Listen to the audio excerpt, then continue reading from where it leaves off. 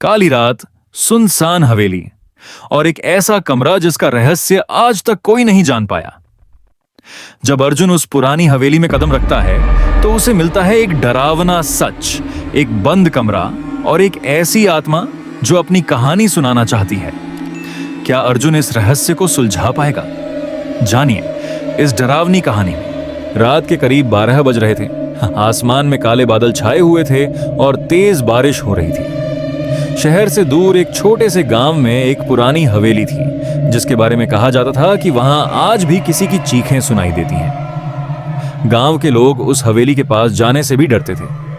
उनका कहना था कि करीब 20 साल पहले उस हवेली में रहने वाला परिवार अचानक गायब हो गया था। घर के अंदर सिर्फ एक चीज मिली थी, एक बंद कमरा जिसकी चाबी कभी किसी को नहीं मिली। एक दिन शहर से आया हुआ लड़का अर्जुन उस गांव में अपने दोस्त से मिलने पहुंचा। अर्जुन को भूत प्रेत की बातों पर बिल्कुल विश्वास नहीं था। जब उसने हवेली के बारे में सुना तो वह हंसते हुए बोला, इतने सालों से लोग एक खाली घर से डर रहे हैं, मैं आज रात वहीं जाकर दिखाऊंगा कि वहां कुछ नहीं है। गांव वालों ने उसे बहुत रोका लेकिन अर्जुन नहीं माना। रात के करीब 11 बजे वह टॉर्च लेकर हवेली के अंदर पहुंच गया। हवेली के दरवाजे पर जंग लगी हुई थी। जैसे ही उसने दरवाजा खोला, एक तेज हवा चली और दरवाजा अपने आप बंद हो गया। अंदर चारों तरफ अंधेरा था। दीवारों पर पुराने चित्र लगे थे जिन पर धूल जमा थी। अर्जुन धीरे धीरे आगे बढ़ने लगा। अचानक उसे ऊपर की मंजिल से किसी के चलने की आवाज सुनाई दी। ठक ठक ठक। वह आवाज ऐसे आ रही थी जैसे कोई नंगे पैर धीरे धीरे चल रहा हो। अर्जुन ने टॉर्च ऊपर की तरफ की और सीढ़ियां चढ़ने लगा। ऊपर पहुंचकर उसने देखा कि एक लंबा गलियारा था और आखिरी में एक पुराना लकड़ी का दरवाजा था। उस दरवाजे पर बड़े बड़े अक्षरों में लिखा था, इसे कभी मत खोलना। अर्जुन थोड़ा डर गया लेकिन उसकी जिज्ञासा और बढ़ गई। उसने दरवाजे को छुआ ही था कि अंदर से किसी लड़की की धीमी आवाज आई, मुझे बाहर निकालो। अर्जुन पीछे हट गया। उसने सोचा शायद कोई अंदर फंसा हुआ है।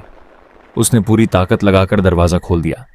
कमरे के अंदर एक पुरानी कुर्सी थी, एक टूटा हुआ आईना था और दीवार पर एक लड़की की तस्वीर लगी थी। अचानक कमरे का दरवाजा अपने आप बंद हो गया।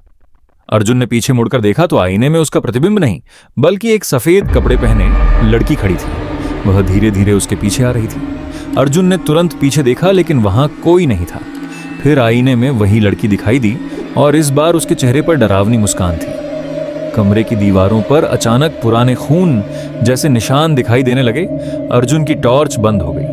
अंधेरे में लड़की की आवाज आई, 20 साल से मैं इसी कमरे में बंद हूं क्योंकि जिसने मुझे बंद किया था उसने मेरा सच छुपा दिया था। अर्जुन ने कांपते हुए पूछा, तुम कौन हो?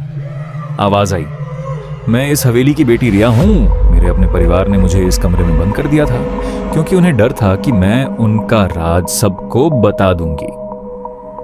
अचानक कमरे में एक पुरानी डायरी जमीन पर गिर गई। अर्जुन ने डायरी खोली। उसमें लिखा था कि हवेली के मालिक ने लालच में आकर अपनी बेटी को कैद कर दिया था लेकिन कुछ दिनों बाद उसकी मौत हो गई और उसकी आत्मा उसी कमरे में रह गई। डायरी के आखिरी पन्ने पर लिखा था, जिस दिन कोई इस कमरे का सच दुनिया के सामने लाएगा उसी दिन रिया आजाद हो जाएगी। अर्जुन ने डायरी अपने बैग में रख ली। तभी पीछे से आवाज आई, क्या तुम मेरा सच दुनिया को बताओगे? अर्जुन ने हिम्मत करके कहा, हाँ मैं बताऊंगा। इतना कहते ही कमरे में तेज हवा चलने लगी। आईना टूट गया और लड़की की आत्मा धीरे धीरे गायब होने लगी। लेकिन जाने से पहले उसने कहा, धन्यवाद, लेकिन याद रखना इस हवेली में सिर्फ मैं नहीं हूं। अचानक अर्जुन के पीछे किसी के हंसने की आवाज आई। वह पलटा तो कमरे के कोने में एक बूढ़ा आदमी खड़ा था जिसकी आंखें पूरी तरह काली थीं। वह बोला, तुमने रिया को आजाद कर दिया लेकिन अब मेरी बारी है। अर्जुन डर के मारे भागा। वह किसी तरह हवेली से बाहर निकल गया। सुबह जब गांव वालों ने उसे देखा तो वह बेहोश पड़ा था।